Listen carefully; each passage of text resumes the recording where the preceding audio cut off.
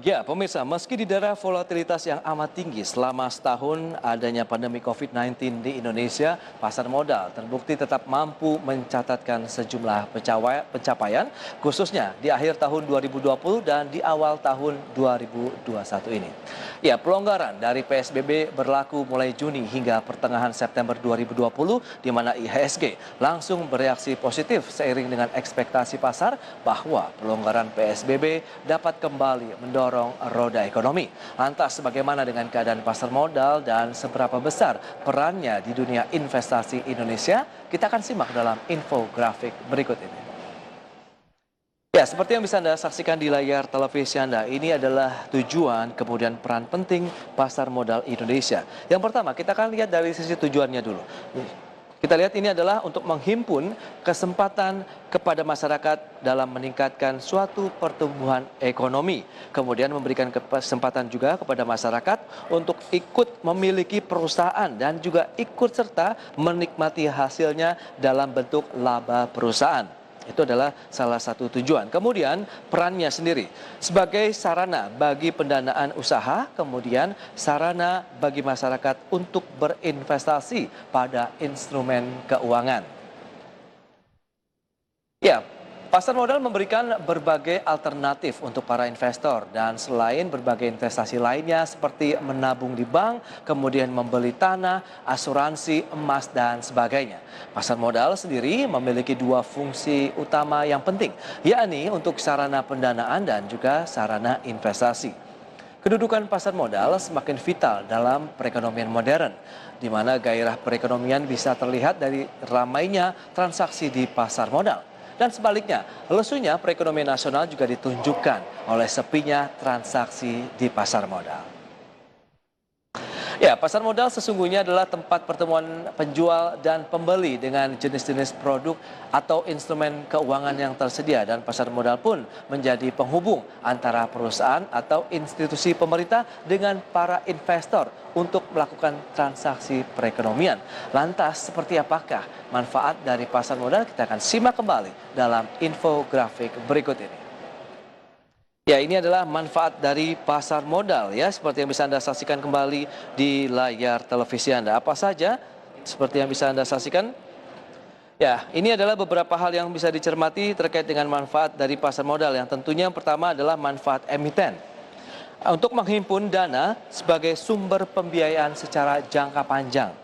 Kemudian juga untuk pengembangan usaha, ekspansi bisnis, penambahan modal kerja, dan lain-lain. Itu dia manfaat untuk emiten atau perusahaan tercatat di pasar modal. Kemudian manfaatnya bagi investor apa saja?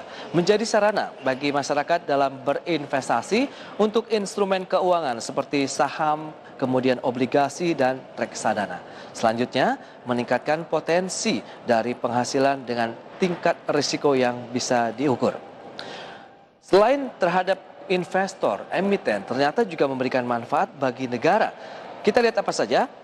Yang pertama, untuk mendapatkan sumber pendapatan negara dari transaksi yang dikenakan pajak. Kemudian menjalankan roda perekonomian dari transaksi jual beli instrumen investasi, memantau transaksi modal secara resmi, mengoptimalkan kinerja perusahaan yang bersifat emiten atau sudah IPO.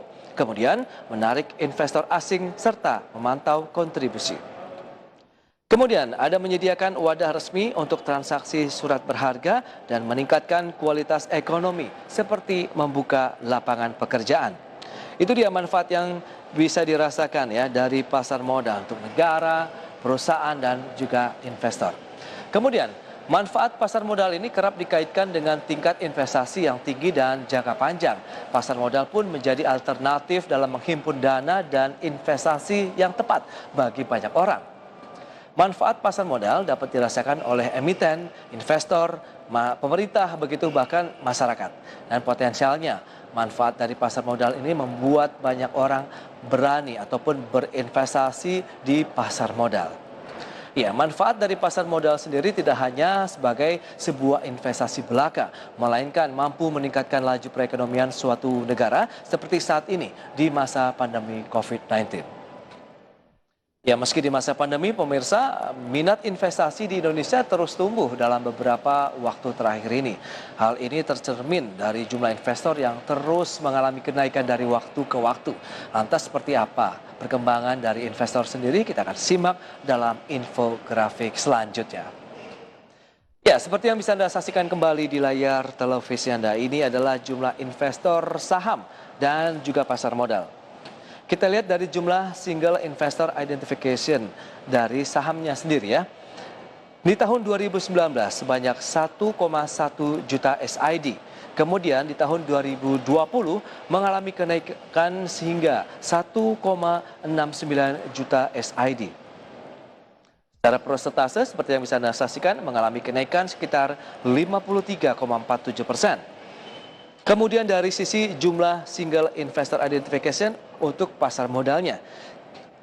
Perbandingan antara 2020 hingga 2019 ada kenaikan hingga 56%. Jadi bisa dikatakan rata-rata double digit. 2019 sebanyak 2,48 juta, kemudian di 2020 3,88 juta SID. Itu dia, sama-sama mengalami kenaikan dari jumlah SID di pasar modal dan juga sahamnya.